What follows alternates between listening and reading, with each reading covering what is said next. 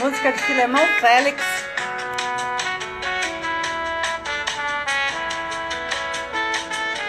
Cadê o Filemão? Pra gente começar a testar, Filemão. Olá. Boa noite.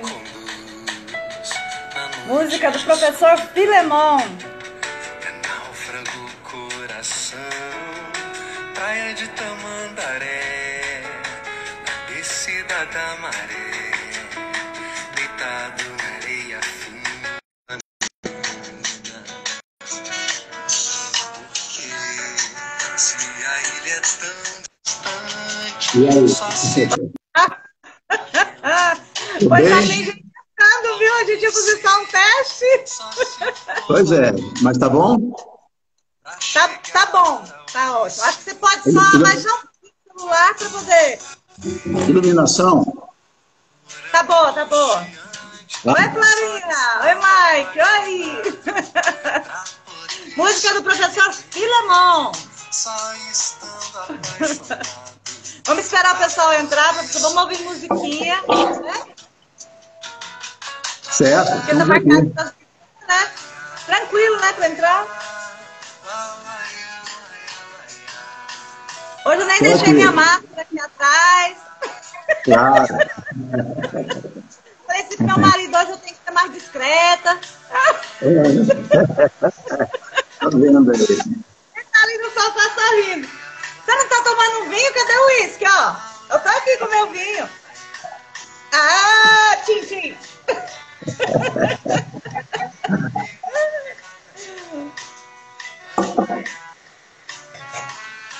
Pois é. Vamos falar um pouquinho dessa música para começar aí, para quando o pessoal chegar, a gente começar mesmo, né? Tá. Pode ser? Pode ser. Vou deixar, Essa vou música. deixar. Tá. Porque a gente não vai ter problema com direitos autorais nesse caso, né? De jeito nenhum. O direito autoral sou eu. Então, conta aí sobre essa música, depois eu falo do Filemão. Tá certo. Olha só, essa canção eu fiz na praia de Tamandaré, litoral sul de Pernambuco, onde nós temos uma casa, né? E quando a minha neta foi me visitar pela primeira vez, lá com 6 meses de idade, eu estava com ela no colo, de frente para a praia, né? Na praia, né? De frente para o mar, e do mar, da praia, a gente vê do outro lado uma ilha chamada Ilha de Santo Aleixo. É uma ilha de que eu gosto muito, eu vejo luzes na ilha, mas eu nunca fui lá, então eu fico com esse desejo.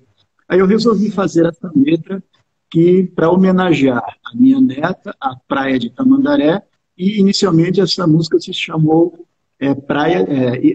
Ilha de Santo Aleixo. Depois eu rebatizei para Palco de Outra Luz, porque de onde nós estávamos, né, a ilha era palco de uma outra luz, né? A gente via uma outra luz diferente da nossa, né? Aí eu coloquei palco de outra luz, estrela que me conduz, na noite de escuridão é náufrago o coração. Praia de Tamandaré, na descida da maré, deitado na areia fina, no colo dessa menina, minha neta, né? Porque se a ilha é tão distante, só se for bacoco a remo para chegar ao amanhecer. Bacoco, originalmente a letra era assim, só se for de barco a remo. Mas aí eu tenho um caseiro na Serra da Mesa que se chama Bacoco e é um exímio remador. Então eu resolvi homenageá-lo, só se for bacoco a remo para chegar ao amanhecer. E se a ilha é tão distante, e seu amor é angustiante, só estando apaixonado para poder sobreviver. Porque na época a minha neta quase não vinha para nós, né? Então era uma angústia, né? Tê-la por perto, né? Por isso que eu fiz dessa forma ali. Chama-se Palco de Outra Luz. Essa canção eu fiz letra, a melodia e dei para um produtor musical, Mariano Júnior, que fez o arranjo e colocou também uma voz de Davi Ramiro, que canta essa canção. Legal. Nossa, linda. Engraçado, né? Porque se a pessoa às vezes é como poema a música, né? Você contou pra gente que se refere à sua neta, né? Mas se a gente ouvir, a gente pode imaginar que seja um amor, né? Mas não Exato. uma neta. Isso acontece muito, né? O caso de Marina, originalmente do sogro do Gilberto Gil, esqueci o nome dele, né? O baiano preguiçoso que já faleceu, né? Marina, assim, ele fez para a neta dele, mas todo mundo pensa que é uma canção de amor para uma namorada, né? E ele fez para a neta dele, né? É mais ou menos Não, assim. tá certo. Então, para quem está entrando aí, eu vou colocar uma outra musiquinha que foi você e o Ismar, né? Letra do Exato. Ismar, uma adaptação sua, né? Vou colocar enquanto o pessoal vai entrando. Eu gostei muito dessa também, achei essa música muito boa. Oi, gente, um beijo, Lu, um beijo, Marta. Tem gente lá de Anápolis vendo a Flora, gente, viu, Flora, professor? Lu, obrigado, Lu. Ismar também já chegou aí, Rosângela. Exatamente. Sejam Daqui a pouco eu vou ler um bem-vindos. poema. Peraí, eu vou colocar agora a musiquinha. Gente, presta atenção. Essa letra foi do Ismar, professor musicou, com adaptações, né, de Filemon Exato. Félix. Eu adorei essa também. Uma música muito boa. Essa ficou um pop rock, né? Né? Manda Ficou boa, ver. animada. E É. cara de Ismar, né? Cara de Ismar. Mas se você quis musicar, porque tem algo seu também, né? Eu gostei muito, foi do tema, né? O Ismar colocou um tema, eu gostei muito do tema, né? Aí ele fez uma parte e eu resolvi fazer a outra parte seguindo o mesmo tema, né? Aí Ah, transformamos essa canção. Uma parceria boa entre mim e o Ismar. ficou linda essa música, eu adorei. Professor, antes de você se apresentar, eu posso ler um poema? Por favor, fique à vontade. Vou ler um poema que, em sua homenagem, você deve saber quem o escreveu. Mas eu vou ler no final e falo pro pessoal, tá bom? Certo. Fiel, boa noite. Boa noite, Lu! Eu tava vendo a Lu agora numa live e ela falou pro pessoal para vir ver a gente. Pois é. O poeta pantaneiro. Uhum. Eu tive que ler um monte de vezes, porque tem tantas palavras aqui difíceis de pronunciar. Mas você Ismar, trava a língua? Ismar tem essa capacidade, né, de colocar umas palavras que às vezes eu fico com dificuldade também. Ai, que aliviante. Pois é. E você, né? Também teve, já me conformo. Nas Obrigado. impérvias e mádidas matas do Pantanal, onde brilha o sílex, o mavórcio guerreiro lança caça, terra que o homem abraça, nasce o professor Filemon Félix. Nos vergéis em que Pomona descansa, entre frutas odorosas e campos de alfombras relvosas, Sátiro, o poeta, canta e dança.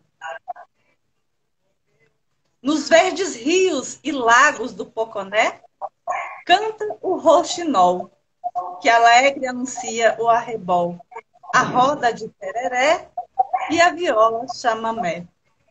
Chegam homens predadores, magarefes da terra, eco, flébio da serra, viagas evocam Tupã, é a guerra. Bardo choroso deixa sua terra. Em Campo Grande edifica sua carreira. De lá segue para Recife, a Venezuela brasileira. Depois Manaus, cultura e folclore nacional, onde o poeta recorda o Pacto do Pantanal. Em Brasília, capital federal, há muito fixou residência, mestre de renomada competência do Poconé, doces reminiscências. Lindo poema, né? O Ismar conseguiu colocar aí os trechos, né, da minha passagem pelo Brasil, né? Porque eu nasci em Poconé, portas de entrada do Pantanal Mato Grossense, sou radicado em Campo Grande, né, no Mato Grosso do Sul, depois morei em Recife, Manaus e finquei raízes em Brasília, né? E ele conseguiu pegar cada um desses trechos aí. Uma grande homenagem que ele me fez, né? Muito, Muito agradecido eu fico pelo Ismar. Então, gente, para quem não conhece, eu vou falar agora sobre o professor Filemon, vou falar bem vagamente e ele vai se apresentar. Professor Filemon Félix de Moraes é professor de língua portuguesa há 35 anos.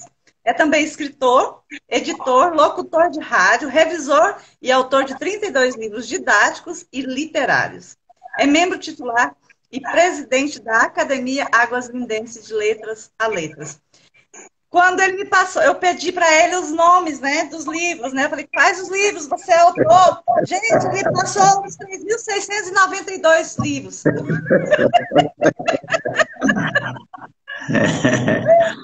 falei, não, mas eu vou ter que fazer umas 10 lives só para falar dos livros.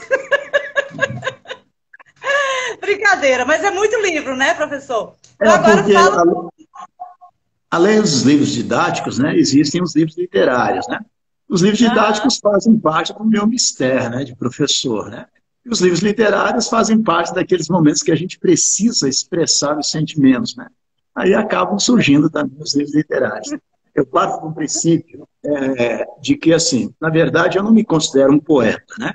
Eu não me considero nem escritor, mas eu parto daquele princípio de uma filosofia chinesa que diz assim, se não és, finge. Se fingiste a vida toda, foste. Eu parto desse princípio. Então eu vou fingir por aí. Mas você é modesto, né? Nem vem, tá bom? É poeta. Pode falar um pouco de você para nós, por favor? Quem é o Filemon? Pois eu sou professor de língua portuguesa. Na verdade, eu fui estudante de direito, fui estudante de odontologia, mas depois fui estudante de odontologia e direito. Aí, um dia, eu dava aula em Manaus, particularmente para duas filhas de um amigo meu, e esse meu amigo era professor em cursinho, né? Aí, ele me pediu que desse essas aulas, eu tinha um conhecimento razoável de inglês, aí comecei a dar aula para essas filhas dele que estavam em idade vestibular. E ele me chamou, ele disse assim, olha, minhas filhas estão gostando muito da sua aula. Quando você... Ó, Marcinha aí, André, obrigado aí. Quando você quando houver uma oportunidade, eu vou chamar você para dar aula nesse cursinho lá de inglês. Eu falei, tá certo, era um pré-vestibular, né? Aí, uma semana depois, ele chegou e disse para mim, olha, apareceu uma vaga para você ensinar literatura brasileira. Eu disse, mas eu não tenho conhecimento nenhum. Ele disse, se vire, você é jovem, você estuda, você tem condições de aprender, você tem capacidade de aprender e de ensinar, você tem didática. Aí eu fui para a sala de aula, né? Quando eu vi a estrutura do colégio, eu voltei, né? Não tive coragem de encarar. Aí eu falei para ele, aleguei para ele, disse, você foi lá? Eu falei, o diretor estava muito ocupado, não pôde me receber. Ele disse, não, o cara está te esperando lá, vamos lá. Me pegou pelo braço e me levou para lá, né? Porque em Manaus havia uma carência muito grande de profissionais, principalmente professores, né? E aí, quando eu cheguei, ele me apresentou como professor, aí começaram a me chamar de mestre, o mestre que veio do Sul. Olha, olha a responsabilidade, né? Mas foi assim, eu entrei em sala de aula, quebrei a cara. De cara, eu quebrei a cara mesmo, sabe? Foi decepcionante. Cheguei à minha casa com dor de cabeça, dor de barriga, giz para tudo quanto é lugar, e dizendo que eu nunca mais voltaria lá. Passei vergonha, né? Porque eu não tinha conteúdo, não tinha conhecimento. Aí minha mulher disse, não, você volta sim, você vai aprender, volta. Aí 3 meses depois, às vésperas do vestibular lá em Manaus, as aulas de cursinho, as vésperas de vestibular, eram transmitidas pelas redes de televisão. Então, eu fui para a sala de aula, o professor titular da cadeira resolveu sacanear com o cursinho, não apareceu, me jogaram no fogo, e eu fui aplaudido de pé. Então, 3 meses depois que eu tinha saído de sala de aula, né? Aí eu descobri que ali eu era professor. E esse amigo meu foi um anjo na minha vida, né? Amaro, que Deus o tenha, foi uma pessoa que mudou radicalmente a minha vida. Ele disse assim, deixa de bobagem, larga esse negócio de odontologia que não vai servir nada para você. Você é professor nato, vai ser professor.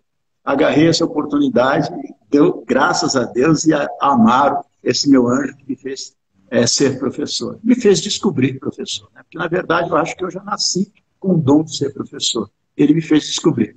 A mesma coisa acontece, né? Vou aproveitar aqui, né? Não precisa nem dizer que torcedor do Fluminense, né? Né? A mesma coisa acontece com relação a isso.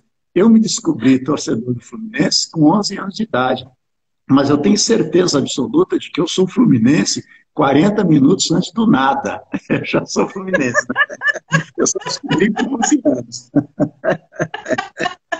Entendi.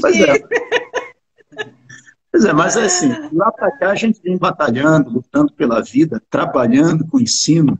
É realmente um grande prazer. Nesse momento em que nós estamos afastados de sala de aula, eu resolvi criar essas lives, né, para nós darmos esses aulões, porque realmente é minha vida. Ser professor é minha vida. Eu pertenço a várias tribos, né, só para completar a minha apresentação.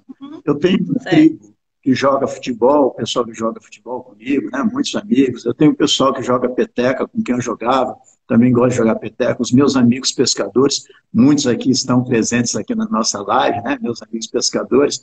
Eu tenho um grupo também de igreja, eu tenho um grupo dos vizinhos. Ou seja, a gente acaba pertencendo aí a muitos grupos, né?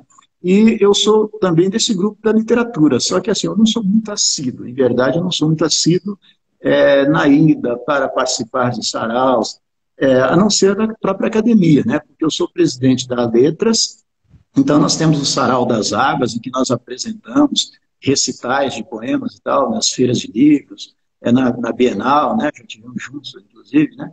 Mas, assim, eu preciso ainda participar mais. O tempo é que vai deixando a gente meio afastado do meio cultural, e isso é uma coisa que faz uma diferença enorme. Nesse momento que nós estamos em casa, nós podemos refletir mais e pensar nessa necessidade de ajudar as pessoas, porque também com a canção e com a poesia se luta, irmão.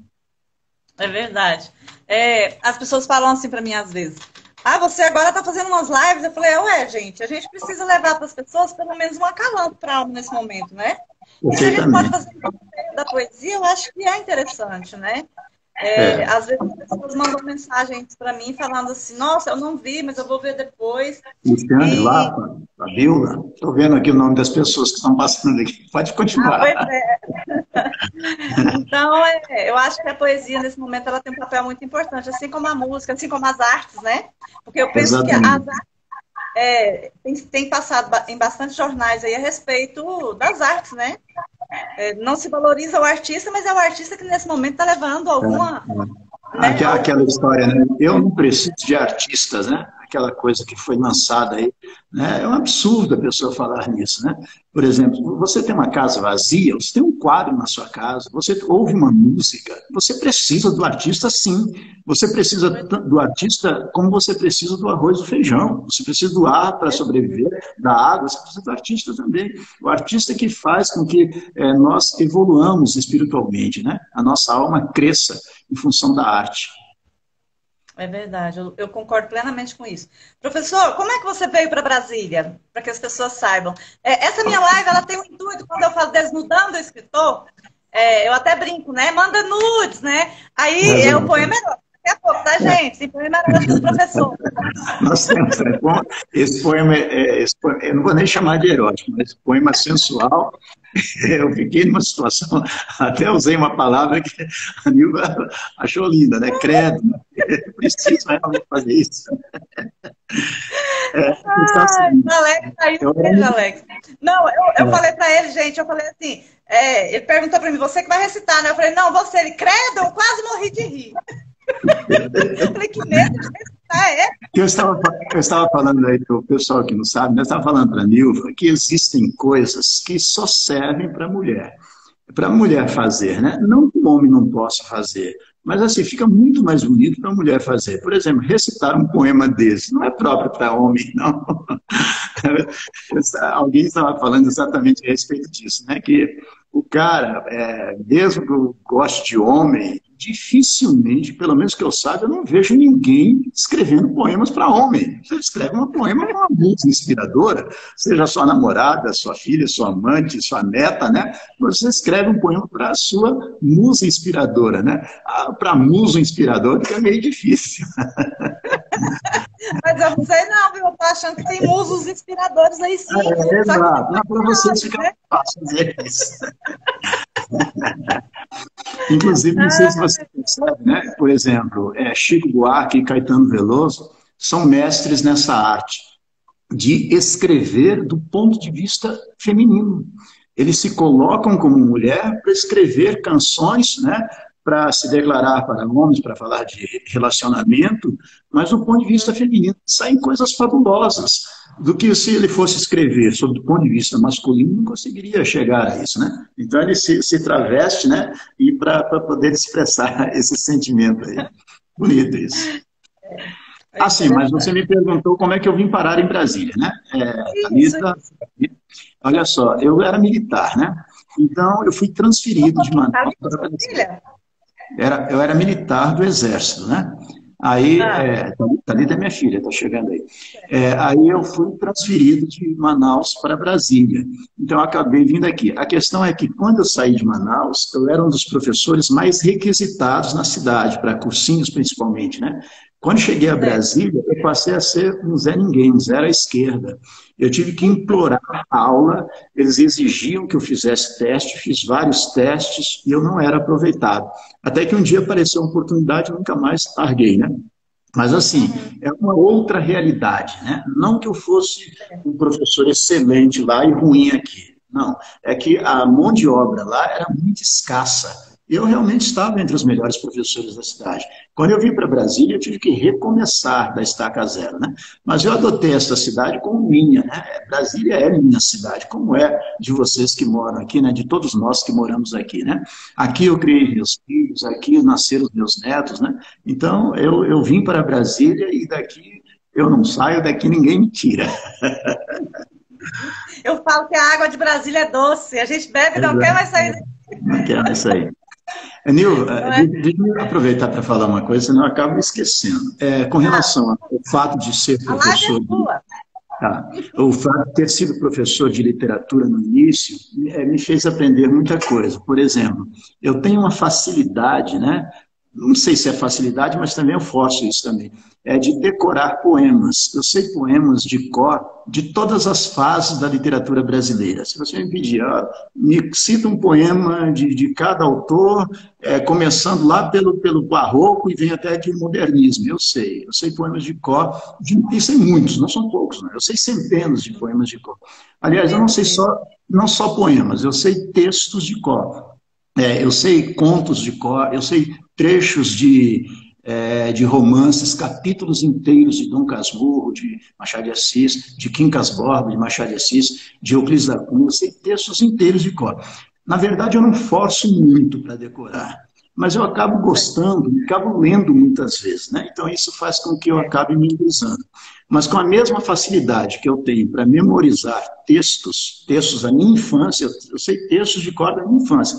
E, às vezes eu tenho dificuldades para lembrar o nome da pessoa que trabalha comigo. É incrível isso, né?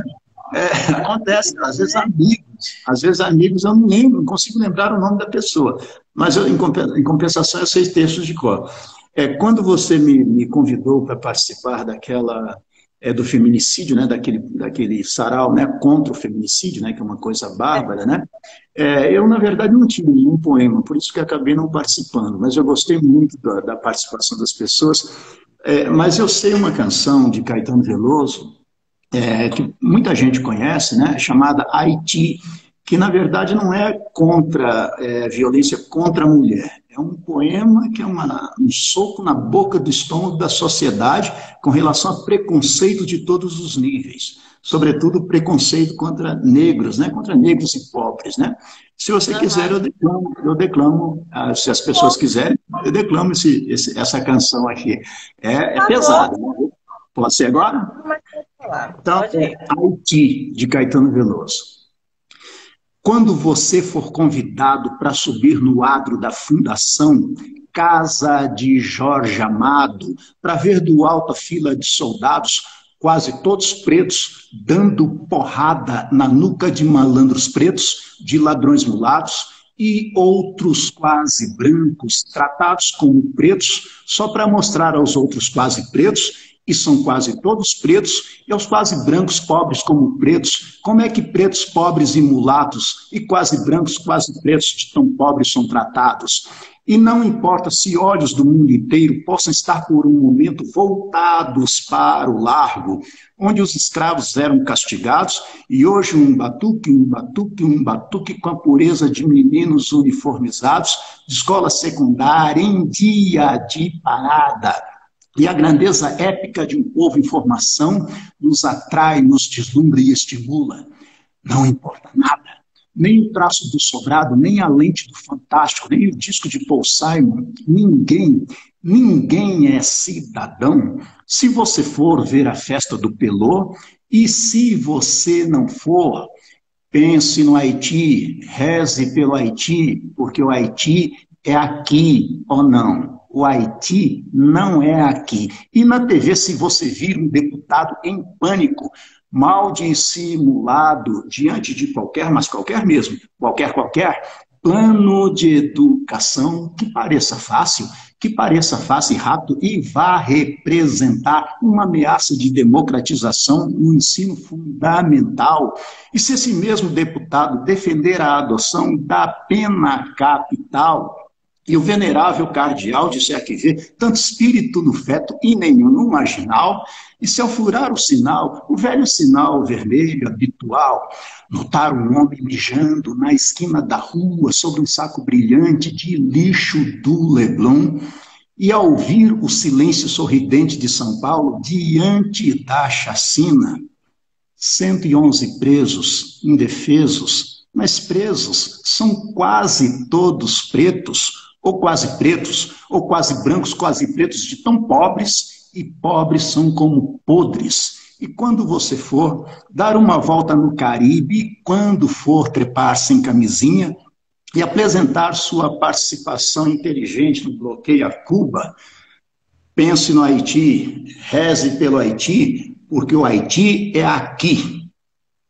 Caramba, hein? Ó, parabéns! Pesado. Que memória, gente, que legal. A gente podia depois fazer uma live só você recitando assim, ó, poemas, né? Eu gosto, né? Podemos marcar várias pessoas, né, recitando, né? Eu gosto. E, sobretudo, eu gosto de ter os poemas de cor. Só não consigo decorar os meus. Ah, meu Deus! Me identifico. Professor, pensando assim, né, baseado assim também nessa música, né, que é um poema, né, ativista, digamos assim. Depois da pandemia, o que você acha que pode acontecer? Ontem eu escrevi um poema a respeito disso, pós-Covid. Você acha que depois... Eu não ia abordar o Covid, não, porque a live ela é principalmente para a gente não ficar lembrando muito desse momento que está trazendo muita tristeza para muita gente, solidão, né? Violência doméstica. Mas, assim, fala brevemente para nós, assim, qual é a sua expectativa? Porque você provavelmente teve que mudar a sua escola, por exemplo, não está funcionando normalmente. Não. Aí está dando aula online. 3 meses fechados. Né? Eu acho que as pessoas vão mudar, né? Não sei se para o bem, mas haverá mudanças e mudanças profundas, né? Agora eu sinto que nesse período de recolhimento, muitas pessoas estão se revelando, para o bem e para o mal, né? Mas estão se revelando. E isso vai gerar mudanças no comportamento da sociedade. Eu espero e acredito nisso, que seja para o bem. Mas o Brasil ainda precisa melhorar muito, né? Infelizmente, nós ainda, enquanto o mundo inteiro está se unindo para derrotar o mal, nós ficamos lutando um contra os outros. É como disse o vocalista do Pink Floyd, né, que disse assim, que quando ele esteve no show em São Paulo, e ele projetou, ele não, às vésperas das eleições, né? Aí muitas pessoas criticaram, foi vaiado e tal, ele disse assim, engraçado, deveria ser nós contra eles, mas eles são tão espertos no jogo político que faz com que fiquemos uns de nós contra outros de nós, e eles continuam uma boa. Para mim é isso que acontece, né? A gente está assim... os grupos de WhatsApp, por exemplo, é uma guerra total. Você não pode dizer assim que fulano tem um sorriso bom. Aí já vira questão política, um já defende. Ou seja, é uma bobagem isso, né? E eu acho que nesse sentido haverá mudanças. Espero que seja para melhor. Falta muito respeito, né, professor? Exato. As pessoas não respeitam a opinião dos outros. É.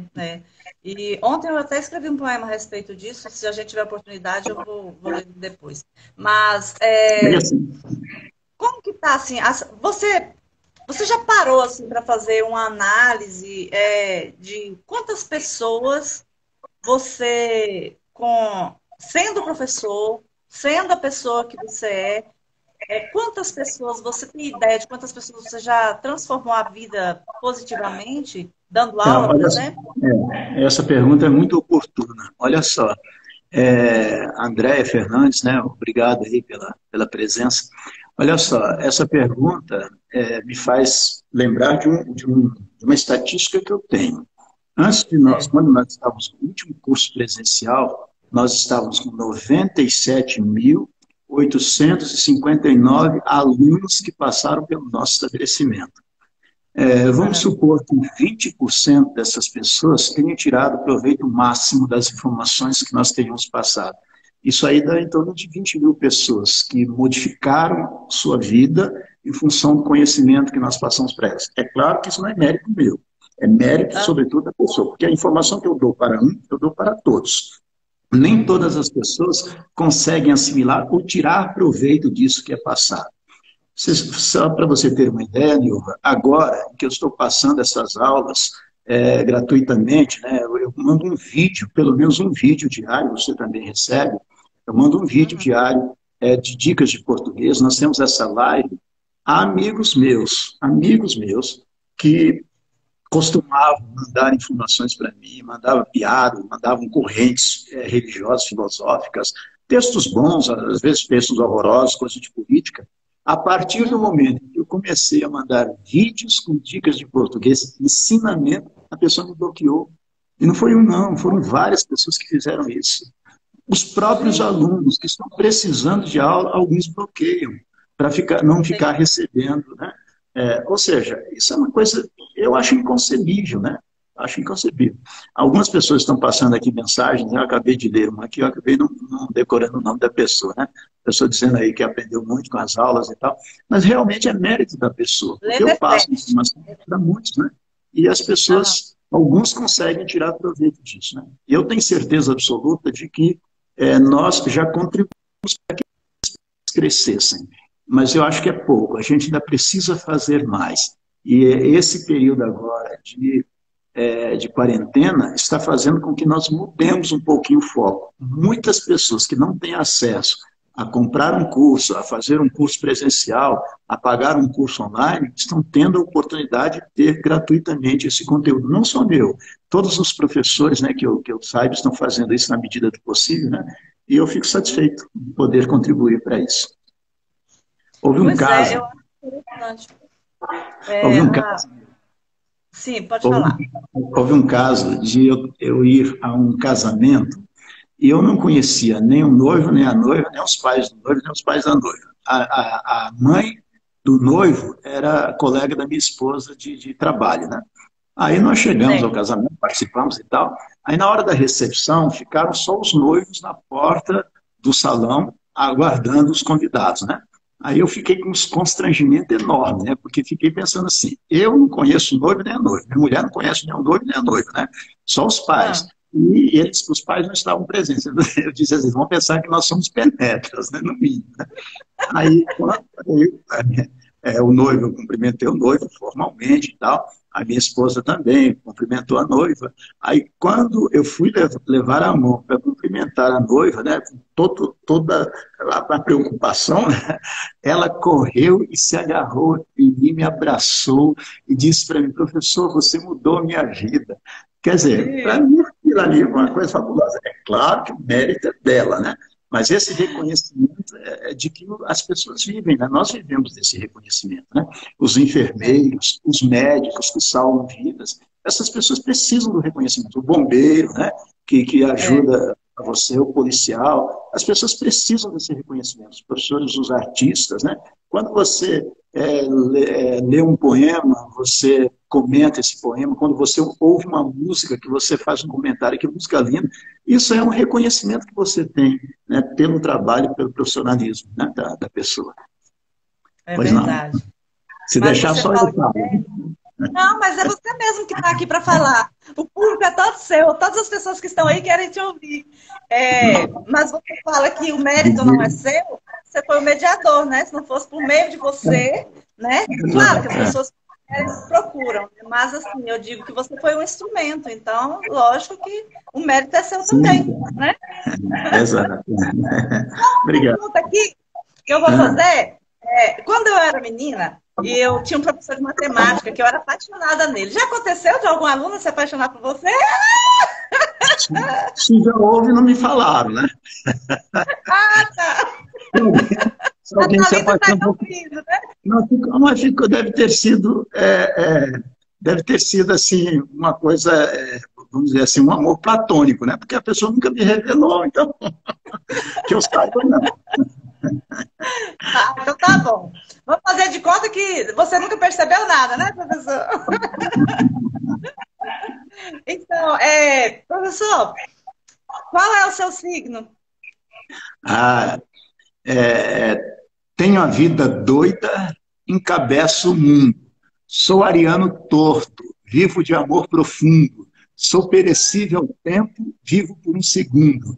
Perdoa, meu amor, este nobre vagabundo. Canção Muito de bem. Márcio Melo.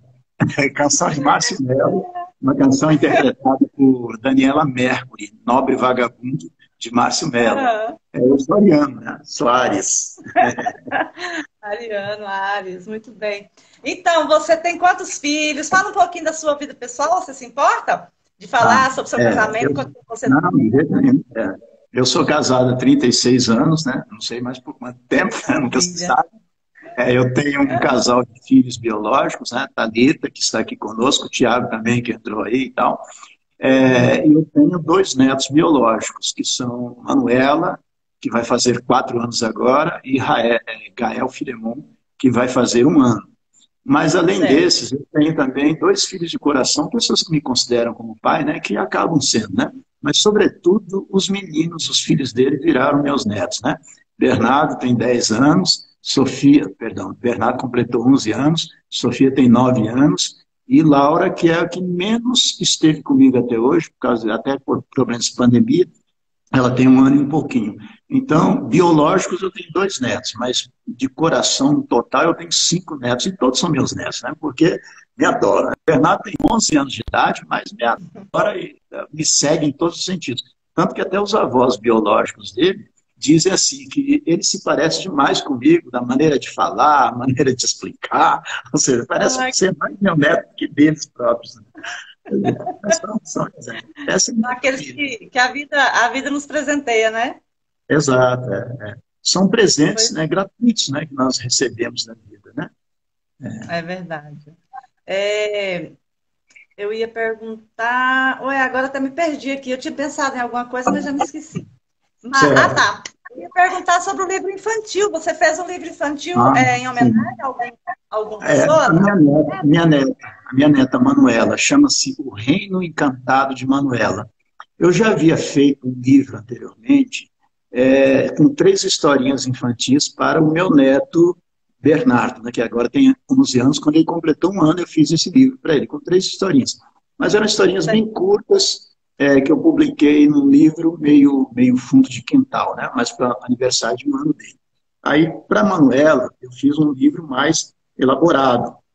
Contratei uma pessoa para ilustrar, um ilustrador profissional, escrevi a história, essa pessoa ilustrou, e eu publiquei esse livro, O Reino Encantado de Manuela. Isso me deu Certo. vontade também de fazer outros livros, eu tenho vontade. Aliás, eu pretendo entrar na literatura infantil. Talvez eu só precise ajustar um pouquinho mais a linguagem, né?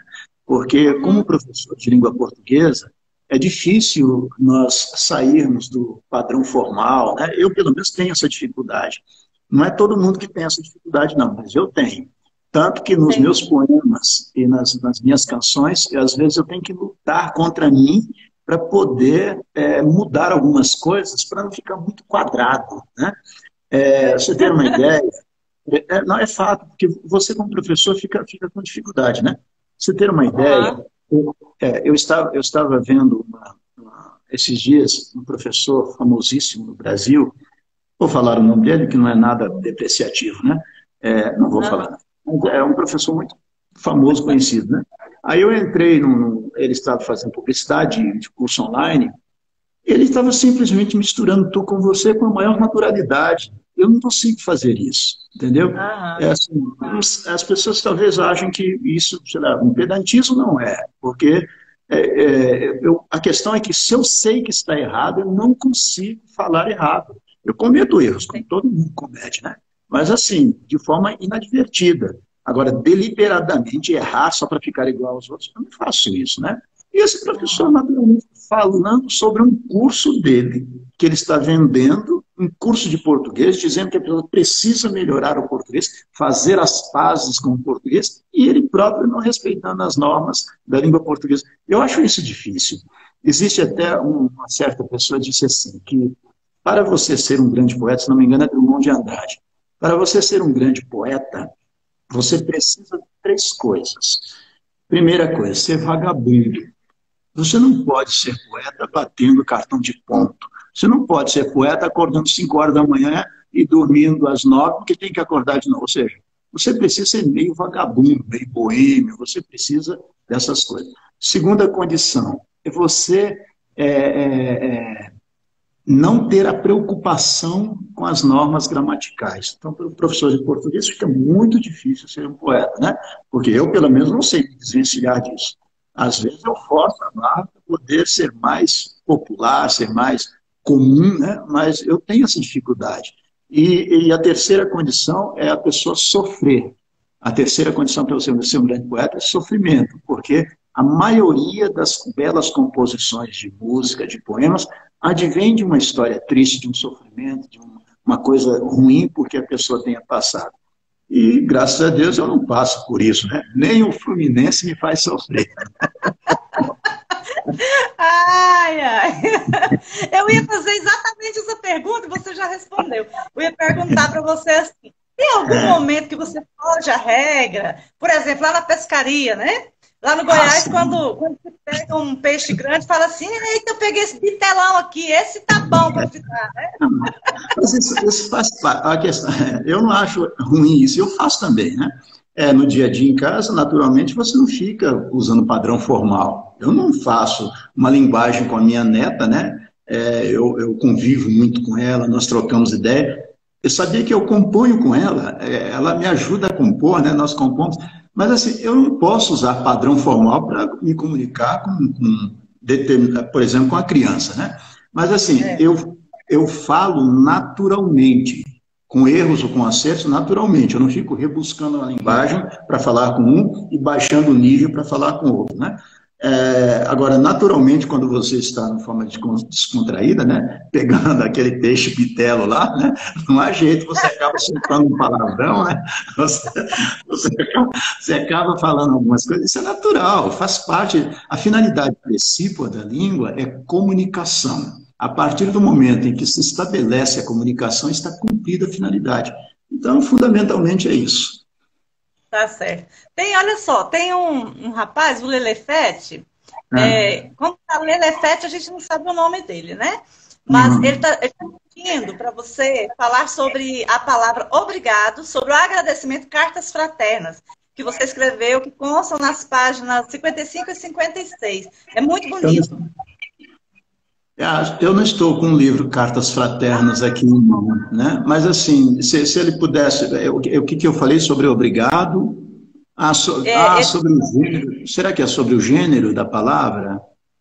Será que é sobre a flexão? É sobre o agradecimento, cartas fraternas, que o professor escreveu. Pois é, cartas fraternas. Sobre a palavra obrigado, entendeu? Sobre a palavra obrigado. Tá. É o seguinte, sim, talvez tenha sido... Será que é um texto? Não sei. Porque é o seguinte, existe será que é sobre o Tratado da Gratidão? Talvez tenha sido isso. Honestamente, eu não sei. Sobre agradecimento, deve ser isso mesmo. Porque é o seguinte, Diz aí. Primeiramente, sobre a palavra obrigado, né, a palavra é variável em gênero e número, né? O homem diz obrigado, a mulher diz obrigada, um homem falando em nome de várias pessoas diz obrigados, uma mulher ou um homem falando uma mulher falando em nome de várias outras mulheres, diz obrigadas, né? Então, essa questão do obrigado é variável em gênero e número. Mas talvez, eu acho que no Cartas Fraternas eu devo ter mencionado o Tratado da Gratidão de São Tomás de Aquino. Para quem não sabe, o Tratado da Gratidão de São Tomás de Aquino divide a gratidão em 3 níveis. No nível mais superficial da gratidão, que é o nível do reconhecimento intelectual, o nível cognitivo da gratidão. O nível intermediário da gratidão é o nível do agradecimento, do dar graças a alguém por algo que a pessoa nos fez. E o nível mais profundo da gratidão, que é o nível do vínculo, do comprometimento. E um professor português esteve no Brasil e fez um paralelo entre o Tratado da Gratidão de São Tomás de Aquino com as línguas europeias modernas. De acordo com esse professor, quando você agradece em inglês, thank you, ou em alemão, so danke, você está agradecendo esse nível mais superficial da gratidão, que é o nível do reconhecimento intelectual, o nível cognitivo da gratidão. Quando você agradece em francês, merci, você está querendo dizer, eu lhe dou uma mercê, eu lhe dou uma graça por aquilo que você me fez, agradecendo um nível intermediário da gratidão. Da mesma forma, quando você agradece em espanhol, gracias, ou em italiano, grazie, você está agradecendo esse nível intermediário, mas que só na língua portuguesa, exclusivamente em português, é que se agradece com o nível mais profundo da gratidão. Porque quando você diz obrigado, você está querendo dizer exatamente isso. Eu fico obrigado a você, eu fico comprometido com você, eu fico vinculado a você. Talvez seja isso, não tenho certeza. Tomara que seja. Eu acho que deve ser isso mesmo, muito bonito mesmo. Olha só, o tempo passa muito rápido por aqui, viu? Já faltam 8 minutos, então, deixa só eu ver esse tempo aqui, que eu gostaria de ler o seu poema, né? Claro, vocês querem ouvir o poema erótico do professor, gente? Meu Deus do céu. Só para explicar, esse poema eu escrevi quando eu ainda era solteiro. Não me explica, por favor. Não. Deixa eu ler, depois você explica, pode ser? Leia. Não vai explicar nada antes, peraí. Tá bom. Cio e poesia. Melodia entoada ao pé do ouvido, labaredas de desejo iluminando o teu sorriso. Nossos corpos se procuram em lampejos de abelhas, fabricando mel. Com pétalas de azul, tua estrela se abre escandalosa no céu. O mastro de meu barco, navegando em lençóis brancos, busca o caminho do cais. Alvoroço de sangue e veias tingindo de sóis noturnos. Poxa, cortou, acredita? Sabe o final? Ai, eu copiei e cortou, gente. Vou ler a última estrofe, peraí. Como é que é? Cortou, Tingindo peraí. de sóis noturnos, a aranha em plena teia, não é isso? Alvoroço de sangue, veias tingindo de sóis noturnos, a aranha em plena teia no crepúsculo do dia. De repente, o cio toma o lugar da poesia. Ainda bem que ficou cortado, ninguém percebeu. Eu não tenho o hábito de escrever poemas sensuais, poemas... Assim, meus poemas são, acho que, muito água com açúcar, né? Na verdade, assim, eu gosto de fazer poesia, sobretudo em homenagem às pessoas, né? Eu escrevo muitos poemas, muitos amigos meus me pedem, né? Amanhã é aniversário do meu filho, queria que você escrevesse alguma coisa para ele. Eu acabo escrevendo, né? A irmã... Esta semana, por exemplo, eu fiz 5 poemas, né? Para pessoas, em vídeos, né? Para as pessoas, para homenagear neto, né? Homenagear filho, homenagear irmã, homenagear o namorado. Eu faço muitos desses poemas, né? Agora, assim, essa questão de um poema mais íntimo, né? Eu não tenho o hábito de fazer, mas eu gosto, né? Por exemplo, Amor Natural, de Carlos Drummond de Andrade, um livro, né? Até um livro póstumo dele, né? Só que, assim, ele tem uma capacidade de trabalhar as palavras que é uma coisa impressionante, né? Sobre essa canção que nós fizemos, eu e o Ismar, Eu gostei do tema exatamente porque o tema era esse. O tema era de uma coisa, né? De um erotismo, de uma sensualidade, né? Eu gostei do tema. Eu não tenho essa capacidade de começar o projeto, né? Mas a partir do momento que eu vi que ele começou, eu toquei em frente, né? E nós conseguimos fazer essa canção. Agora, com relação à poesia, eu gosto muito de poesias românticas. Eu sou um romântico inveterado, né? Eu sou um romântico por natureza. Para mim, faz parte da minha vida esse romantismo, né? Eu tenho um soneto, posso declamar um soneto? Ainda dá tempo? Eu ia pedir isso, porque já faltam 15 minutos e você ainda não recitou para nós. Pois existe um soneto chamado Soneto da Despedida, né? Depois que eu escrevi esse soneto, eu vi que esse título já existia com um soneto de Vinícius de Moraes, né? Só que o Vinícius de Moraes é soneto de despedida. Eu gosto muito dos sonetos de Vinícius de Moraes, soneto de fidelidade, soneto de separação. Soneto de separação eu acho fabuloso, né? Eu escrevi soneto de despedida. Diz assim: chega-te a mim, eu aguardei bastante este momento em loucos devaneios. Chega-te mais, que eu quero, neste instante, dormir feliz no vale dos teus seios. Chega-te a mim, dá-me teu corpo amante, sacia uma só vez os meus anseios. Chega-te mais, que eu quero, delirante, sonhar feliz no vale dos teus seios. Deixa-me agora, adeus, já não importa que entre nós dois se feche aquela porta. Um dia voltarás com teus enleios, e ao teu regresso, que há de ser tardio, tu sentirás meu corpo todo frio, morrer feliz no vale dos teus seios. Que bonito. Esse é seu? Soneto da despedida. Né? Se fosse. Se não é, finge. Melhor. Tá. Os melhores são os modestos, né? Muito bom, muito lindo. Quer mandar mais poema aí para nós? Eu vou declamar um poema de Carlos Drummond de Andrade. Esse poema foi o seguinte: ele foi um dos últimos poemas, um dos únicos poemas que eu vi Drummond de Andrade declamando. E ele declamou esse poema por uma campanha publicitária um pouco antes de morrer. Ele começava a declamar, aliás, começava um rapaz, um jovem de frente para o mar, declamando o poema vivamente, né? E depois entrava o Drummond de Andrade com aquela voz dele mansa, completando o poema. É um poema que tem apenas 3 versos. Ele disse que levou 5 anos para compor esse poema. Chama-se O Mundo é Grande. O mundo é grande e cabe nesta janela sobre o mar. O mar é grande e cabe na cama e no colchão de amar. O amor é grande e cabe no breve espaço de beijar. Carlos Drummond de Andrade.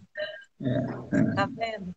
Me fez lembrar um poema do Ismar, né? Que é seu grande amigo, seu fãzaço, né? E demorou... agora não me lembro quantos anos, mas foram muitos anos. Se ele estiver aí nos vendo, eu acho que tá, né? Para ele dizer quantos anos que eu me esqueci. O poema que ele fez para a mãe e para a filha. Um breve poema, mas belíssimo, que ele demorou muito a fazer. Eu queria só contribuir aqui com um poema que o Ismar fez, né? Ele disse que tinha dificuldade com crase. Eu achei muito interessante o poema dele, né? Ele disse, olha, eu tinha muita dificuldade com crase, e aí o Filemon disse, vai lá fazer uma aula de crase comigo, e ele disse que foi, né? Aí ele disse que foi... Continuar com dificuldade, porque crase é uma dificuldade mesmo, né? Aí ele escreveu o poema assim: quem nunca errou uma só frase, que atire a primeira crase. Ele tem esse poder de síntese, né? Ele tem esse poder de síntese, né? Quantos minutos ainda faltam aí? Agora, 11 minutos, ainda temos tempo. Não, olha só, nós começamos antes. Então a gente tem o quê? 5 minutos no máximo. Posso falar um poema de minha autoria, Borboleta? Esse poema abre o livro Certas Coisas Certas, né? Foi o último livro de poemas que eu fiz, né? Antes, porque eu estou com medo de acabar, né? E se por acaso acabar, eu quero deixar aqui o meu agradecimento para você, tá? Por ter aceitado. Para mim é lisonjeador, sabe? poder conversar com você, né? A gente não está podendo nem se encontrar. E quando a gente podia, como você mesmo disse, você não é muito de ir para os saraus, né? Mas eu faço o convite, quero que você esteja mais presente. E te agradecer imensamente, tá? Por esse momento, agradecer as pessoas que estão nos vendo. E você é uma pessoa muito importante, uma pessoa importante na poesia, uma pessoa importante na vida de muitas pessoas e que você continue com a sua missão. Tá bom? Obrigado. Eu agradeço a você, Nilva, por ter me convidado, né? Agradeço as pessoas que estiveram conosco hoje aqui. Para mim isso é muito gratificante, né? E a gente vai tentar aí fazer mais coisas, participar mais a partir de agora, né? Que aprendamos a lição, né? Este poema aqui eu vou dedicar para minha filha, que disse assim para a Thalita, né? Que disse que não entendeu nada do poema. Disse, pai, como é que você faz um poema desse? Mas acabou sendo um dos poemas mais elogiados, né, pelas pessoas, né? Chamado-se Borboleta. Diz assim: em certo imaginário pousa uma borboleta de cor verde, vermelho, amarela, fluorescente aquarela.